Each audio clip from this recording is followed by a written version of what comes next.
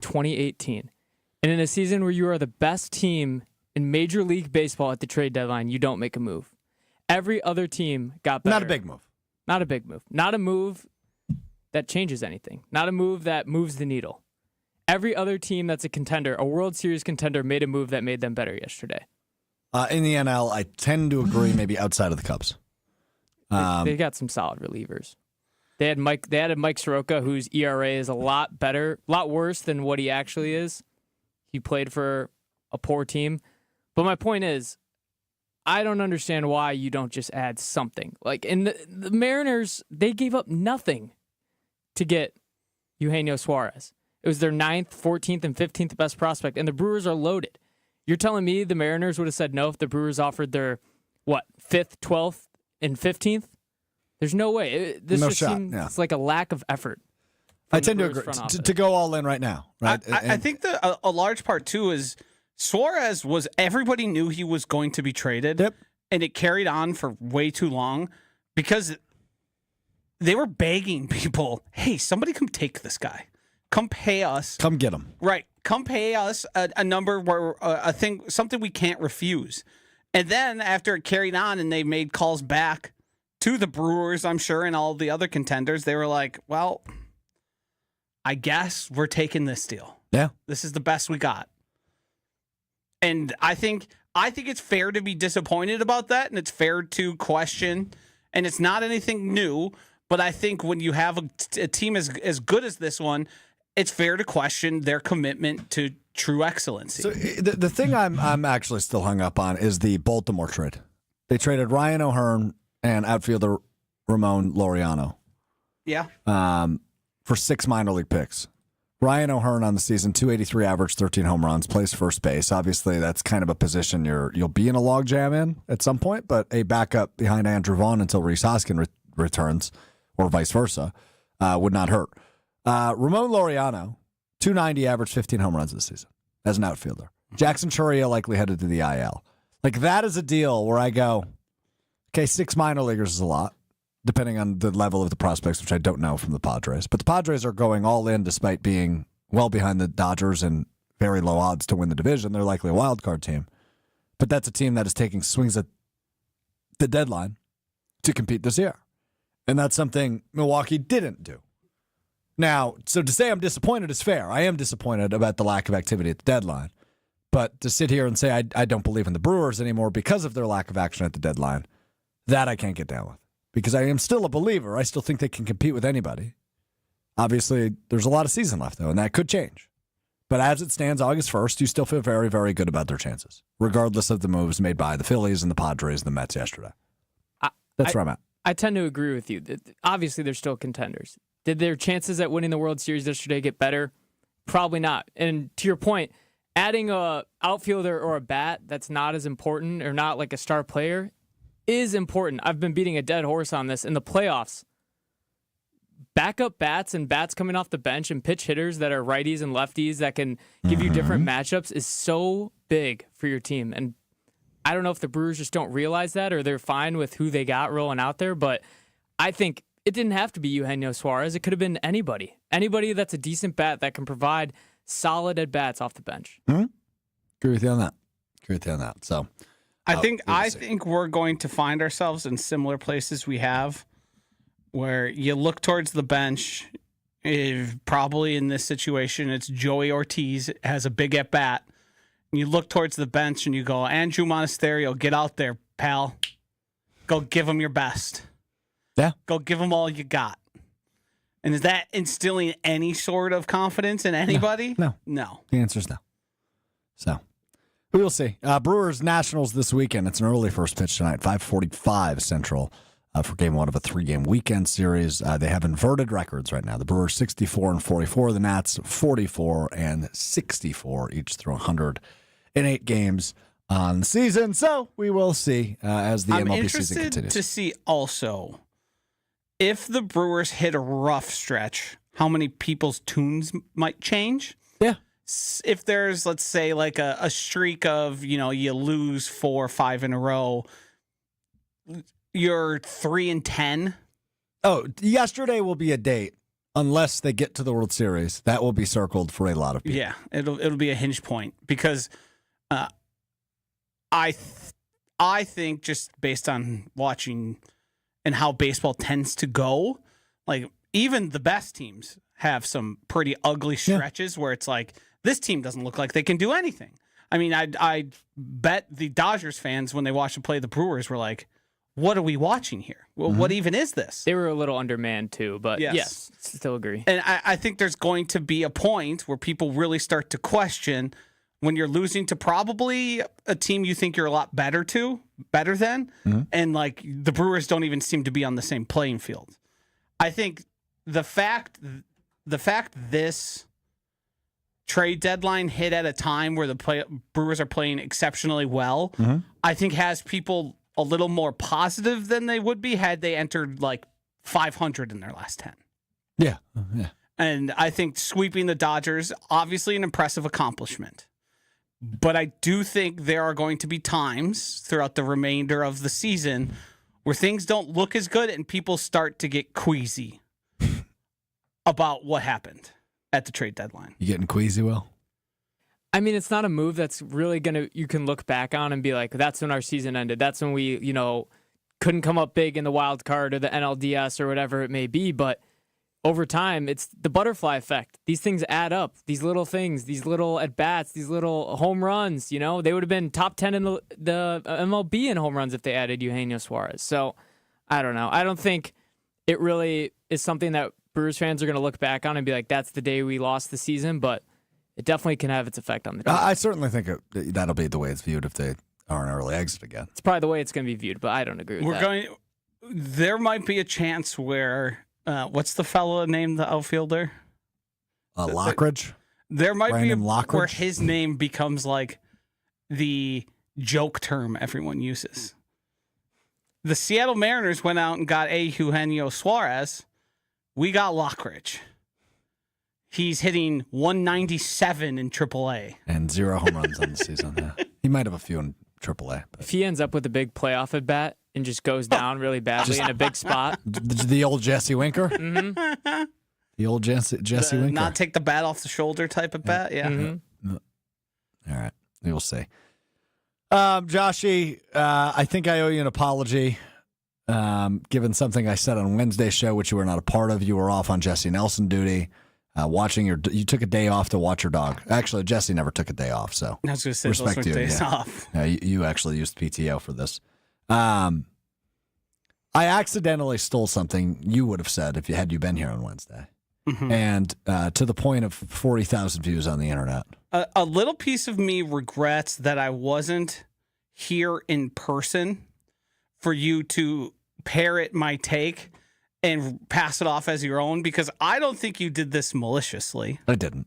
As much as I can be critical and pick on you, I don't think there was any intention of this. But on July 28th, 8:30 p.m. What day of the week? That was Monday? Yes. This is a tweet that was favorited 313 times, one of them by you. It reads, How far away are we from Savali being given a key to the city for his efforts to make Vaughn a Brewer? 2 days go by. I'm out. I'm scrolling TikTok, and I see that exact take by your very own Alex Strouf on a program I'm usually on, but not on that day, and go, that's an interesting idea. I wonder where he got it from. So I'll tell you what I think happened. Number one, Andrew Vaughn hit a grand slam on Tuesday night. Yep. Right. So I wanted, and I talked about him at length. This was somewhere well into my rant on him. And I wanted to just remind Brewers fans how he would not be hitting like a 7-time MVP and Barry Bonds in his time in Milwaukee had it not been for the ego of Aaron Savali, who requested the trade once Mizorowski was called up, yada, yada. And I just ended up saying, I think Cavalier Johnson should give him a key to the city, and we should build him a statue if they win the World Series. Also, one of our good friends, yes, Pratik Patel, retweeted my tweet about a key to the city after the Grand Slam and said, hell, let's just build him a statue or something along those lines. Yep. So not only was the take thieved from me, It's also it was thieved by Teak, from Teak. Yes. Yes. What strange thing happened? People were mentioning that tweet on the shuttle bus I was on. Mentioning your tweet? Yeah. Someone said, hey, did you see this tweet from Pratik? He mentioned building and he retweeted me while doing that. And you didn't know who these people were? No idea. And I knew it was Pratik because how many Pratiks are talking about building a statue for Aaron Savali? If I was a gambling man, I would guess it's one. Yeah, I would guess it's one. Yeah, bad on me, I guess. I don't know. It wasn't on purpose. You don't feel that bad because you're getting the sweet views and likes. No, it's not that I even don't feel bad. It's like, even if those tweets didn't exist, I think I'd probably still say something along those lines. Now, the other part of this is Tuesday night, my mom was in town and my aunts were in town. I was drinking a little bit with my cousins. Yeah. So I don't even, it's not like I was blackout drunk by any means, but like, I was having a few glasses of wine late at night. This happens. I think I liked it in passing while I was distracted doing something else. And it may have just like been filed to the back of my brain. Something similar happens with comedians. They overhear a joke by somebody and then do a similar version without realizing they had heard it. And a lot of people get really upset and say you're stealing on purpose, when a lot of times it's, I just didn't recall the specifics of it being said. Therefore, I thought it was my own idea. Are you comparing me to a stand-up comedian? No, I'm just saying how the human brain kind of works. Sure. There's no malice intended, even though it was stolen. So you're not mad at me? No, and I would have never posted it on TikTok where you're getting all the views. So it makes no difference to me. What about Instagram? It could have been. Oh, you don't have Instagram? Nope. Do you? I posted it there too. We know. What do you mean we know? You are a great self-promoter. Depends. It depends. You have a thing that I've spoken to other people at the company here that I don't have, which is a more shameless. I feel weird promoting myself. Okay, so in your defense, it is weird. Yes. You just got to get over it. Yes, and that's largely what my conclusion has been. Okay. But like the idea, the frequency at which just walking in public, you see people filming themselves and talking to their camera, yes, is horrifying to me, but it's totally normal to many, many people. And I think that's a little bit of a generational thing. So I also feel uncomfortable recording myself in public. If somebody else is recording me, I feel less uncomfortable because then it looks more like a production and like a big thing. Right. But I'm not one to just like put up the camera and be like, yo, what's up, everybody? Alex Strouf checking in. The amount of people who I imagine are posting it to their social media, but also just like sending it to their friends, like XYZ happened and you need to hear my thoughts on it. And that to me is silly, as much as I'm sitting in front of a microphone being broadcast on 2 different YouTubes. Putting me in this room makes me feel like more worthy of having those opinions than when I just whip out my phone and start talking. So we should have never put you in this room, is what you're saying. Some might say that. Some people from this morning who are particularly upset might be petitioning the powers that be for that. But I ain't going anywhere, pal. You're going to have to drag me out of here. I'll tell you that much. Me too. We're a package deal. Uh-huh. You guys are weird. Hell no. We won't go. Hell no. Okay. You're really bringing it today. Well, I'm not really sure what just happened. That was some nice dead air there. Yeah. We're allowed to think for a moment. Right there. Your energy level, the morning's caught up with you. Yeah, a little bit. You should have DC'd or something today. I Powerated. I got hydrated. Jeez. We got the Mountain Dew King over here picking hydration over caffeine. That was a misstep. Professional misstep. I mean, there's still sugar in that thing. Is there? Let's look. Pretty sure there's a good amount of sugar in it. I would venture it's very close to your regular soda. Oh, geez. Yeah. Most drinks. 34 grams. Yeah. That's a lot of sugar. Yeah. Most drinks, unless they say 0 sugar or diet on them, have sugar in them. So does Diet Coke not have sugar? Nope. Does not. Coke Zero? No sugar. No sugar. That's what the zero stands for. Zero. Oh, it stands for zero sugar. I believe 0 calories as well. Yeah. Is it good? I like it. Coke Zero? Yeah. Specifically? I'm a CZ guy. Mm-hmm. I didn't like that. Nope. Nope. Okay, good stuff. Let's inject some energy in this program, shall we? I'm bringing it. There's one bone I got to pick with you. Yeah. Yeah, there's one bone I got to pick with you. Uh-huh. You never understand when I'm pivoting to another topic. No, I just try and make it As hard difficult for as you. Yes. possible? Yeah, well, then you're amazing at it. Then you're accomplishing your goal all the time. Yep. When I say, let's inject some energy into this program, I'm going to make a joke. But then you step on my joke with, well, I'm bringing it. If I'm self-evaluating my performance, it's an A+. Pat on the back to me. Such a... Can't say that. Richard. That's the word. Oh, we're just on YouTube. I could probably call you that. I'm not going to, though.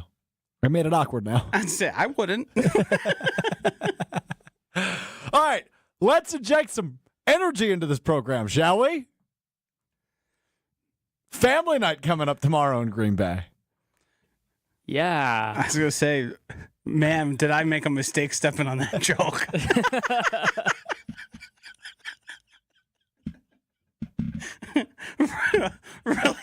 really damaged the gem you had bubbling.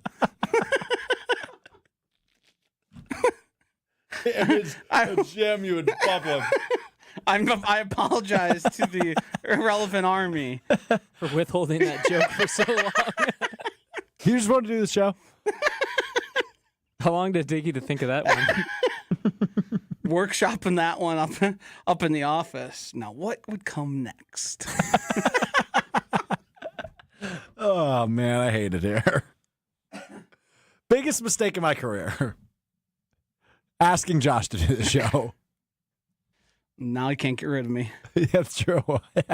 I believe within the last 5 minutes you said, and I quote, "You'd have to drag me out of here, Buster." Yeah. Precisely. Do you care at all about family night?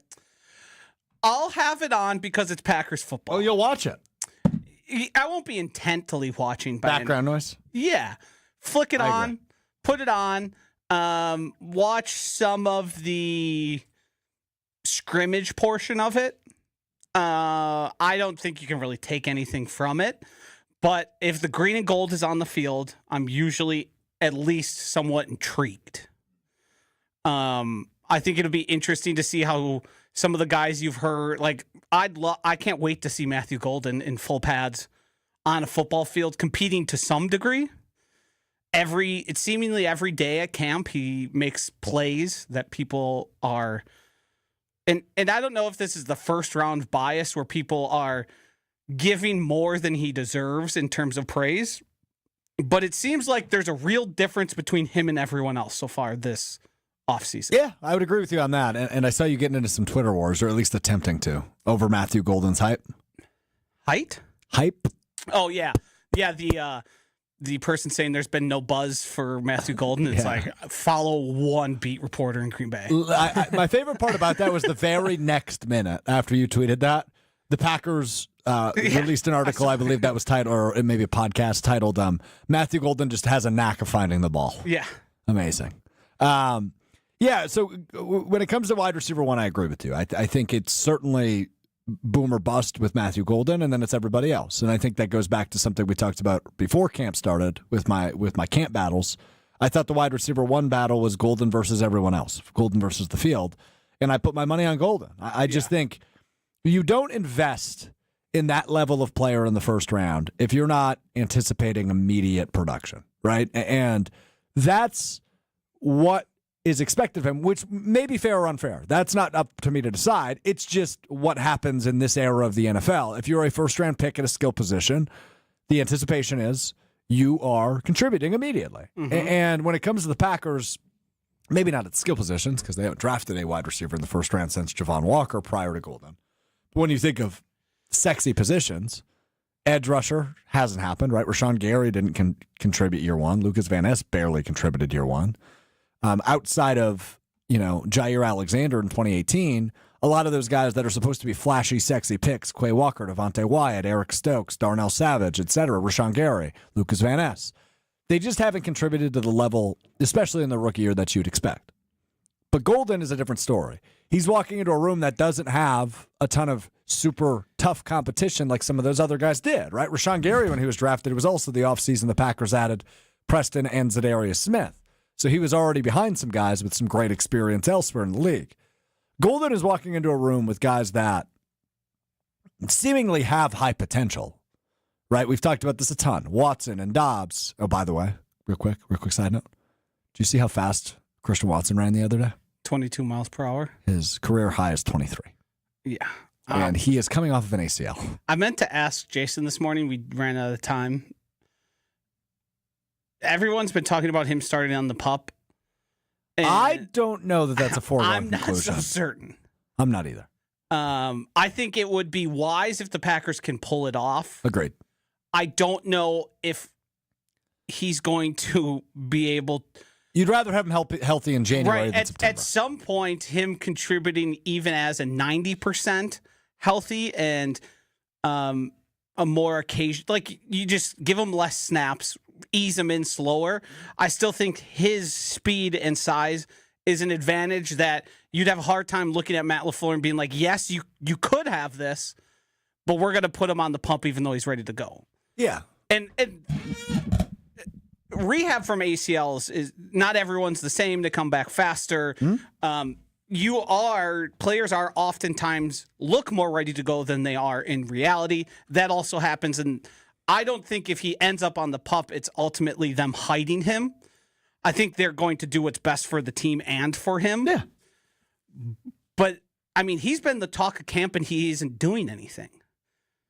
He's running around on the sidelines and like in the rehab group, and everyone there is going, wow. Watson, go fast. Looks like he's ready to play football. Yeah. Well, and he released those videos prior to training camp where he was cutting and running fast, and it was like, whoa. Yeah. This guy tore his ACL in December, June. Yes. Or maybe early July, regardless. And the funny thing about him is the soft tissue stuff has been a thing everybody's kind of harped on. But isn't he the kind of perfect type of athlete that a tear like this he'd come back quickly from? I'm not a doctor. I'm not even going to try to What I'm saying is, like, when you think of the guys who have had those remarkable returns after you thought, oh, this guy's going to be out a while, it always seems to be like the super athletes, which he is. He's not a super football player or a super wide receiver at this point in his career, but the athleticism is all there. And it always seems like guys like him are the ones that, and a lot of it has to do with body composition and the shape you're in and all that, but. Will, you're smiling back there. What's wrong? I think you guys are getting your hopes way too high. Well, yeah, it's August. That's what we do. Yeah, I don't think he'll be back till late October. That's probably true. That's the original timeline. NFL speed, game speed is a lot different than running in a straight line. 22 miles an hour. In a straight line. 22 miles an hour. The problem with ACL rehab is being able to do those hard cuts again. He was cutting. I saw it. He was cutting. I saw it with my own two eyes. Yeah, and especially if he's going up against guys like Nate Hobbs in practice who hit low. Well, that part's fair. You got to keep Hobbsy away from him. Yeah, you got to keep Hobbsy away from him. So anyway, back to your original point on Golden. Yes, really good sign. I would say the other part on the pass catchers as a whole, tight ends are starting to pop a little bit. Musgrave's had a good few days. When was the last time a rookie came into the Packers and made an instant impact? Because rookies have contributed. Well, Edrin Cooper. Yes. I guess I was thinking of first round picks that made like a definitive absolute difference on the team. Like Jair? Quay Walker was on the field. He showed flashes, but it wasn't like we're better because Quay Walker. You didn't necessarily feel that way. Agreed. I don't remember Jair's first year. I knew it became pretty evident pretty quickly he was good. I think sort of like everyone was talking about him as that, like in his first training camp, like they've got something here. Mm-hmm. But I think I think Matthew Golden is going to be a big difference maker right out of the gate. I do too. Frankly, I am a total believer in him. And I mean, obviously it will remain to be seen, but I think everything he's proven prior to his arrival in the NFL and now through the first 2 weeks of camp, and again, you can't get too ahead of your skis on him. But boy, oh boy, am I excited to see what he's capable of. Just don't put him at punt returner for the love of God. They keep running this at practice. What are we doing? Who are they going to put at punt returner? McCole Hardman. That's why you signed him. Is he one of the guys that's dropping punts? Well, they all were at one point, but I don't know about apparently they had miscalibrated it, and they were shooting it way over guys' heads. Or the jugs machine? Yeah. I love the jugs machine. Yeah, Keyshawn Nixon, they were asking what happened there, and he's like, well, it wasn't set right. So it was flying the ball past us, and not like a typical punt would be. Oh, well, maybe you should get in the right spot then. Do you know there's a non-insignificant portion of the fantasy world that believes Matthew Golden's 40 time is fake? That there was a misreading by the lasers, and that they've done their own research based on video footage of him running it, of it being significantly slower. And they say that because he got such a good time and didn't run anymore, that everyone knew it was false, but they couldn't prove it, so he just stuck Okay, with it. You love a good conspiracy. Tell me what you think. I don't think that's real. Okay. I think that's people who had previous evaluations on him trying to confirm something. Could it be off by a small amount? Sure. It's whatever. But he's still extremely fast. And it seems like every practice, he's getting behind the other very fast guys on the defense with a pretty consistent, it would show if he wasn't as fast as he was. And I think he's shown it through camp so far. Because it's not like Carrington Valentine's slow. No, he's not. It's just, that's NFL speed out there, and he's behind it a lot. Well, or past it. That's why you draft him in the first round, right there. Yeah. I don't. Have you latched on to anybody who were like, they're going to have a great year besides Matthew Golden? Just through the first, I think we're through 8 practices now. Brandon McManus missed a kick yesterday. Oh, did he? His first one. Miss, yeah. I've been intrigued by the positive buzz around Tyron Hopper. I have too. Been intrigued by that. I'm still extremely skeptical of LVN. Agreed. I'm going to need to see that throughout the course of the regular season before I fully buy in.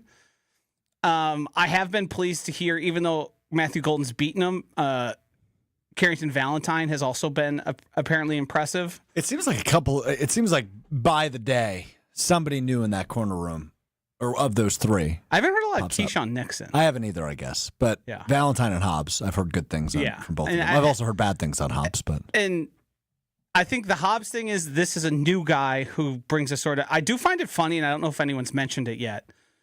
They replaced Jair, who at one point in his career was extremely aggressive until Najee Harris sent him to the nether realm and injured his shoulder. I find it very interesting that their 1-for-1 replacement was a guy with a similar attitude of Jair early in his career, of the super aggressive, not afraid to lay a hit, and plays physical and more physical than their size would dictate. I kind of love it. I do. I would prefer if he didn't do it to his teammates. I mean, yes, implied, but yes. I will love it come September 7th. That's probably what I should have said. And I think Jason mentioned them talking about that, and I think it's going to be great. I think the Packers were at their defensive backfield is at its best when they're like that. Like when Keyshawn Nixon's playing through guys' faces and making big tackles at the line of scrimmage. Who you got for more sacks in 2025? Is it Keyshawn Nixon or LVN? I believe Keyshawn Nixon won that battle last year. Can I pick a third and Nate Hobbs? Because he's likely to be in the slot more in a slot blitz. Sure, you can pick from Nate Hobbs if you like. I think if you were to ask me to place a bet, it would be if you gave me any odds on Hobbs, I'm taking that in a over LVN. Yeah. I mean, I watched a guy get blocked by a backup tight end. Yeah, and he was getting blocked one-on-one by Jaden Reed earlier this week. Now, it was on a reverse play, so I believe Reed was in motion, but still. I believe he did throw him, though. The report was that he manhandled him, which so far, that's progress. Heading into this offseason, I was not sure he was capable of that. Are you referring to Reed? Or Van Ness? LVN. Well, he got manhandled. No, I heard it was the other way around. Different place. Okay. Different place. Reed smoked him earlier in the week. That can happen, though, if you don't see him coming. I don't know if it was blindside. I don't mean blindside. I mean you're following the ball. All of a sudden, here comes an extremely fast Jayden Reed. You're off balance. That stuff you can make a case. We played this audio on Wednesday, but Matt LaFleur said he called him and Matthew Golden speedy little buggers or something like that. I think that's fair. I agree. And then he said, well, they're not little. Walked it back a little bit, but made me laugh. They're pretty little. They're pretty little. Made me laugh. Accurate statement. I mean, if Matthew Golden was bigger, he just wouldn't have been able to be drafted by the Packers. So how are you going to watch Family Night? Because I don't know if it's on cable in Milwaukee. Oh, I'll pull up my laptop. Packers.com is streaming out of Yeah, that's what I'll do. And I'll just put it in whatever room I'm in. They don't really show you anything at Family Night, though. Like, do they even do 11 on 11s anymore? They probably do a little bit, I would guess. Yes, but from my recollection of last year, it's very base level. Well, you watched it last year, too? Yeah, of course. Die Hard. You didn't watch the Hall of Fame game, though? Did not. Not even a second? Nope. I stat box watched for the guys I've drafted in best ball. Who are your guys? From the Lions or the Chargers? KSL, the wide receiver. Amarian Hampton, I'm big on him. Yeah, the Chargers back. And then Isaac Tesla, the 3rd round pick from the Lions. Detroit Lions. Did you see the story last? Oh, you don't watch the game. Isaac Tesla showed up to his pre-draft interview with the Lions wearing a customized Lions jersey that said Tesla on the back. I saw something. Because he grew up a Lions fan. But it's such a Dan Campbell move to draft the guy who's try hard. Smart. At the interview. That move probably earned him a few extra shekels because of where he ended up getting drafted. Do you think he did that with every team he interviewed with? No, he grew up a Lions fan. Yeah, I think he had his own custom Lions. I think he already owned it. Yeah, I don't think it was made prior. Yeah. But it's a little odd. That might be a move for prospects going forward. If a team is interviewing you, get a custom jersey made wear to the interview. Well, we can boil down the teams that are going to care. Well, the Giants. The Harbaughs. Harbaughs would eat you that show up with a jersey on. Or just show up with a Harbaugh jersey on. Gruden would fall for that if he were still in the league. Yep. Who else is kind of the knucklehead? You just want like football guys. Yeah. The thing where, what was it? John Gruden lost his mind because Sean Payton lost his mind because Bo Nix showed up with footballs in his backpack. That's correct. Yeah. Making him totally draftable. I mean, he's a quarterback. Must draft. A football seems like a normal thing for a quarterback to have, especially at the combine. You're right. At a job interview. Yeah, that seems like, wow, he brought a briefcase to a law office? Wow. You probably were throwing the ball around at some point and making sure you're warmed up for your display of skills you were having to do. All right, Micah Parsons situation. Seemingly going to request a trade from Dallas. Obviously, the Green Bay Packers won't trade for him as much as we'd like them to. Think it leaks into the season? Think he's a Cowboy? What do you think? I think he, much like, was it CeeDee Lamb who got paid last? Yep. Much like the CeeDee Lamb thing, Jerry Jones will pay full freight shortly before the season starts, say how happy he is to have Micah Parsons there. They'll hamstring them for future years because they're paying absolute pinnacle as you could, and then we'll move on with our lives. Yep. I fully agree. I don't feel as certain about the Terry McLaurin. Yeah, that one. Situation. So he's actually requested a trade from the Commanders. Yeah, and the thing is, most times when you request a trade, you end up on the team that you're requesting the trade from by the time it's all said and done. Complete hypothetical. If Jason Peters, the GM of the Commanders, also something I found out recently. You're gonna call me on this, but I actually proved it. I know like all the NFL GMs. I think not all of them. If they're new within the last few years, he did know a lot of them. Yeah, Will was there. He knew like 5. That's what I mean when I say a lot of them. Throw a team at me. Saints. He's new this year, so so it doesn't count. Yeah, if he's new this year, I'm probably not going to know it. Bills. This is an easy one. What is his name? I'm so bad on the spot. I shouldn't have done this. As soon as I said it, Play the football music. All right. So Sean McDermott is the head coach. He reports to. I'm waiting for the football music. Dramatic pause. I should know this one. Oh, man. I'm blanking on it. That's Brandon Beane. Yeah, it's Beanie. You're 0 for 1. No I in Beanie, though. Spelled Bean with an E. Chris Ballard. Indianapolis Colts. Go Badgers. He's Badger. Andrew Berry. Cleveland Browns. Brett Veach. Brett Veach is the Kansas City Chiefs. This guy's still GM. Well, ask me and I'll tell you. Who's the Cardinals GM? Oh, I have no idea. I like the name game better. Say the name, I'll tell you the team. His name's Monty Ossenfort. I would have never gotten that. He might be new. 2 years ago. Okay. Did we say DaCosta? No, but that's the Ravens. So what if I switch it and go team with you? That's where you lose me, probably. You know the Seahawks, right? That's John Schneider, yeah. The Buccaneers? Ooh. That's a good one. I don't know. I believe the Buccaneers is Jason Licht. Yes, that sounds right. Did they change this? The Texans. He came in with the Miko. The hell is his name? This is the right name I have. You do or do not know if it's the right name? I have the right name. I don't know what it is. I wasn't sure if there was a change. Nick Caserio. Oh, yes, Nick Caserio. I should have known that. Broncos. Oh. He probably came in with Peyton, I would assume. I don't know. George Patton. Oh, yeah. Wasn't he the owner? Is he the owner and the GM? Could be. What's John Elway's role? President, maybe? Yeah, that would make sense. Yeah. What about the Jaguars? Good one. The guy went viral this year. No. Duval was... Yeah, Liam it was Cohen. before that. That's Liam Cohen. He went viral? For what? Looking very young. Oh, he's the young dude from the Rams. Bengals GM. Peters? Tobin. Oh, no. Peters is Washington. I already said that. Now I'm getting myself tied up. So this went exactly how we thought it would, Yep. right? Where he knew like half of them, Yeah. workshopped it a little bit so that he could get the right answer. Patriots. Is it? It's not Elliot Wolf, is it? So it technically is. They don't technically have one? They don't have somebody Yeah. with a name, yeah. Panthers. I'm not Former gonna know. player.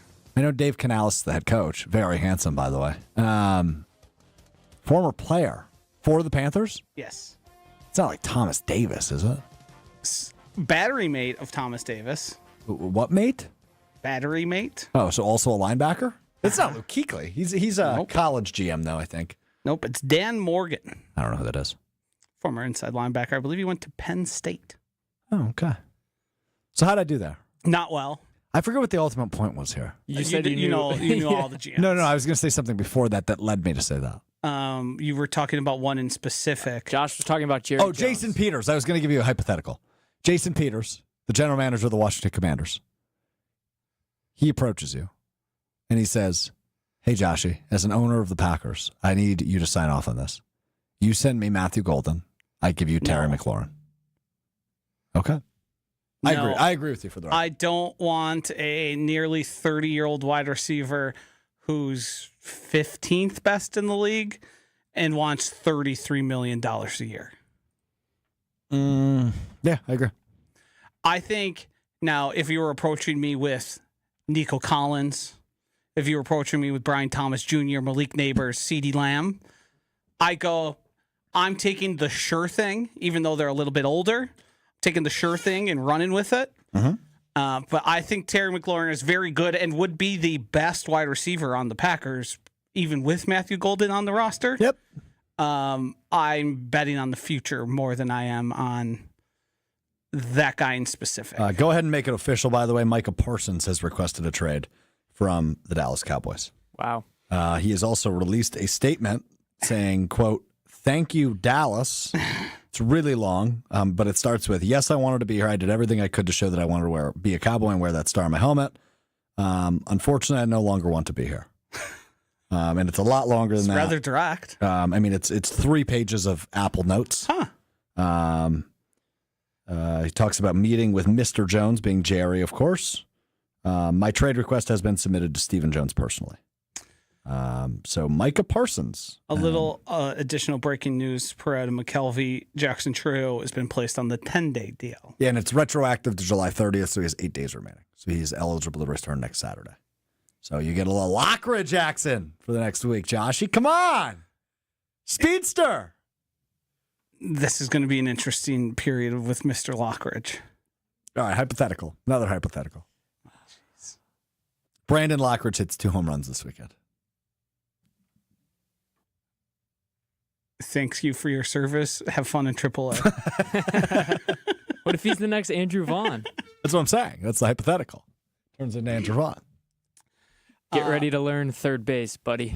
Yeah. True. Yeah. You know what's crazy? Brewers traded Devin Williams for Nestor Cortez, who they traded yesterday. And Caleb Durbin. Yeah. Thank goodness Caleb Durbin is okay. Yeah.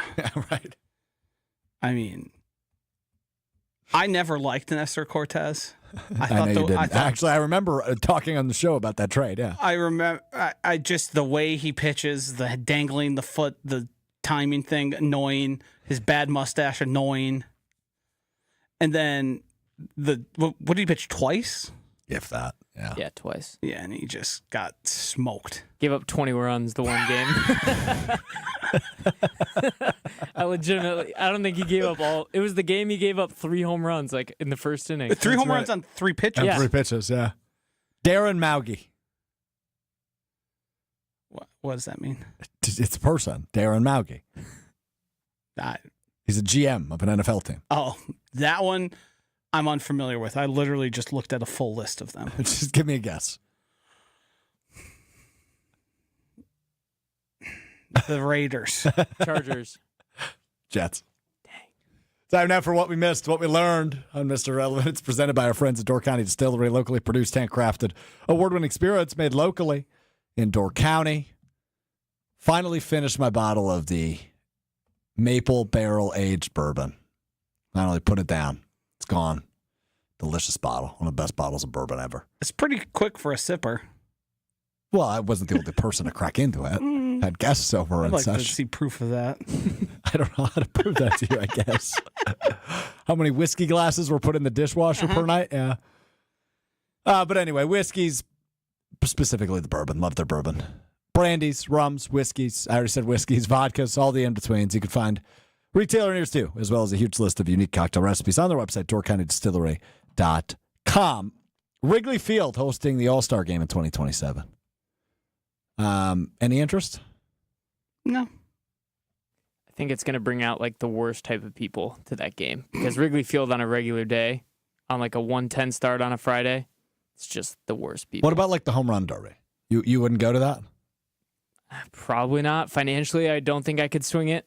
Yeah, I would need a gift. Yeah. How much is it to go to the home run derby? It's pretty expensive. Like, give me an example. I think multiple hundreds of dollars. Oh, never mind that. Yeah. And it's actually cheaper. It's probably more expensive to sit in the bleachers for once. Yeah. Oh, yeah, good point. Mm-hmm. I didn't realize those weren't assigned seats until there's been a hit piece on a Cubs fan on social media. I found that out recently, too, and that Cubs fan deserves everything he's getting sent his way. I agree. It's first come, first serve. You are not a part of the team. You're not given seats. You are not a part of the team. Can you guys enlighten me on this story? I have not heard it. Just a D-bag who it's entitled and rude. It's a guy who has like a name as part of their bleachers, Daryl or Darren or something like something that. Yeah. along those lines. I think I know who you're talking about. I've seen him pop up on my Twitter a couple times. Yeah, he once started a GoFundMe to go to Asia on vacation, and people for some reason paid for it. And some people had sat in his specific spot in the bleachers where he typically sits. And he made a big stink about it and said, "You're sitting in my seat." Now, if you had seats like at AmFam Field where they're numbered and you are given a specific seat, that's something you can say because that is the seat you paid for. Correct. In the Wrigley bleachers, you are just allowed admission into the bleachers, and wherever you sit is on a first come, first served basis. And he took it upon himself that I'm here all the time, and I'm a season ticket. I'm more important than you. Yes. Right? Yeah. Yes. He pulled rank for a bleacher seat. That's correct, which is just a sad existence. Diana Rossini, the Dallas Cowboys have no intention of trading Micah Parsons per sources. However, teams around the league have been planning to reach out to check on his availability today. Hopefully one of those teams is the Green Bay Packers. Just very, very, very unlikely. It's smart by any NFL GM to kick the tires on whatever the Cowboys are doing. Well, just for an example, he's 27 years old. Yes. And I think it was Schefter that just put this out. Let me double check. Yes. Khalil Mack was 27 when he was traded to Chicago. Excuse me. Parsons is 26. But Khalil Mack was 27 years old when he was traded from Oakland to Chicago. Bears gave up 2 first-round picks, a third-round pick, and a sixth-round pick. And they received back a second-round pick and a conditional fifth. So you have to give up a lot of draft capital. Was Mack signed to an extension by the Bears? Yes, a massive extension. And he had a really nice first game against the Green Bay Packers, but that was the money game for Aaron Rodgers. Yeah. The other thing I learned is the debut of the virtual measurement system. Yeah, I watched that last night. It's dumb. I think people got a lot more excited for what that was going to be. As far as I can tell, you still mark it via human. Correct. Which is has literally air. Where the issue comes in. Yes. Yes. And they just now use animation to tell you. And it doesn't look good. No. It's bad animation. Right. The chain gang and all that is silly. Yes. What? Yes. You don't like the chain gang? The fact that I like the people that have somehow gotten those jobs. There's something about when they run onto the field, I just get a little rush. The only time I ever get a little rush is after a few old fashions on Thanksgiving. Yeah, there's not I mean, the fact that remember the index card thing? Or the one time Yes, I do remember that. In the college game where Steve Spurrier was standing over the ball clearly short of the first down and the ref just looked and said, "First down."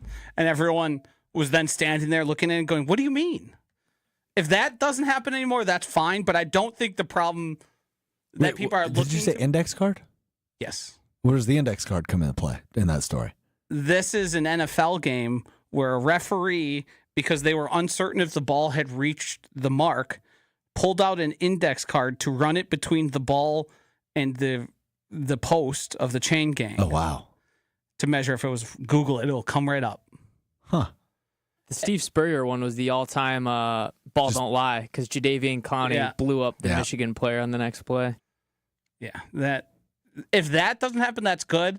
But the spotting the ball and it moving via human from like side to side on the field is the big problem. All right, Josh, go home. Good job today. You grinder, you know it. Yeah. I will be at the ESPN Madison Open at TPC Wisconsin on Monday. I saw that. You guys are more than welcome to still do the show from here. You got it. Grinder. You're not the best at staying on task and not just talking about things happening in front of you that the rest of us can't see. All right, we're done here. I'll talk to you on Monday beginning It's at 12:30. Mr. Relevant with Alex Strouf. Yeah. Don't forget that's the title. Yeah. See ya.